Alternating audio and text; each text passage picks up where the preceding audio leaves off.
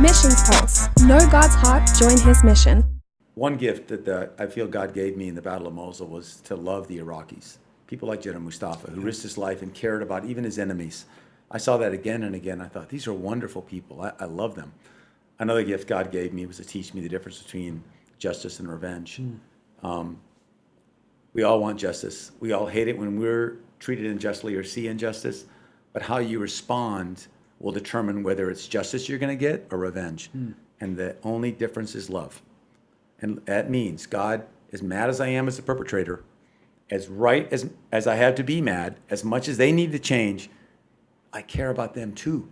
I don't want to care about them. It helped me care about them so that the punishment actually helps them. And we look at life that way, and for me, it's impossible without Jesus. The first part of what I said you could say is a religion or a philosophy, but it's not a powerful enough one to change my heart, because I've been hurt, and all of us have been hurt.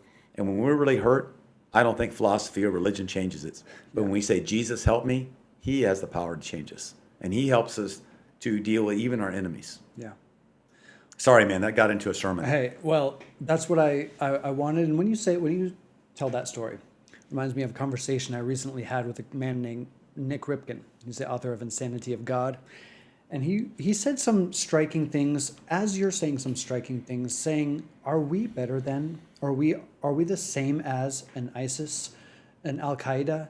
Are we not deserving of the greatest punishment because of our supposedly menial sins or great sins? Is sin not sin? Are we not sinners in the hands of a living God? And do we not deserve justice? So you paint this almost strange messianic story with this, as if we are all just lost, and love truly does trump all these things. And then you tell the story of a 4 or 5-year-old girl, I imagine she was, that was rescued. 5-year-old. 5. Was she worth it? Was she worth risking your life, your family's life, maybe the whole organization, Free Burma Rangers?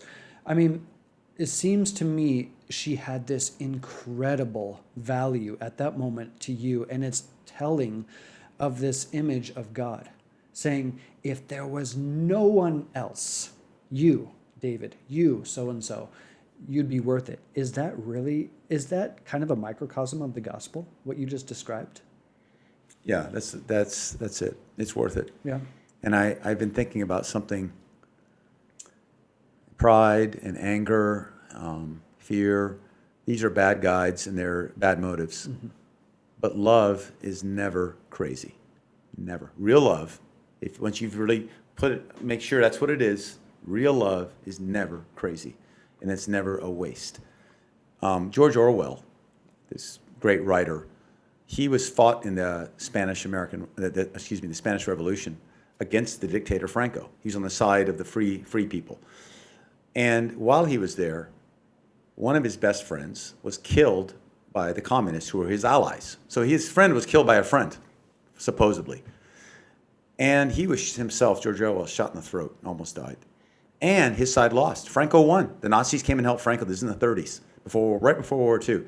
So when he got back to England, then he was blacklisted because he'd helped this other little revolutionary movement that wasn't on England's radar, nor America's. So it wasn't approved.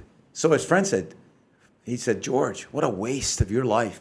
You're now blacklisted. You can't work in this country again. You're considered, wrong. Second, you almost got killed. Third, your best friend was killed by your own allies.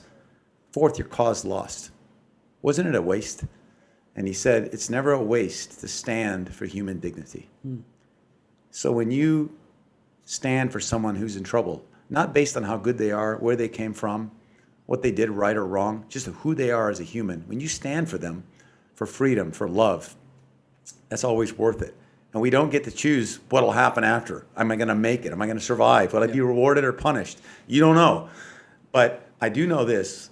When you choose that in love, God gives you that power of love and that freedom of commitment that comes with it, that I'm free to go, man. I'm free to try this. Yeah. And one thing that in retrospect, I always think of this because I believe it's true. Nothing truly precious is eternally lost.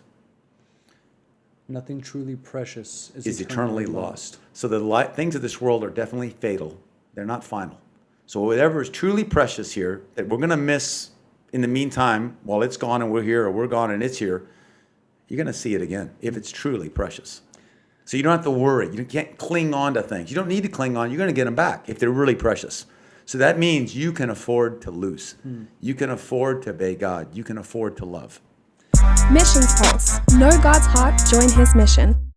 Thank you so much for watching. If you enjoyed that video, leave a comment below. Tell me what you thought. Also, you might want to check out this video here, and honestly, that one's not bad either. Make sure you subscribe to Missions Pulse by clicking the subscribe button right here, and also click that little bell button so you get notified every single time we post a new video.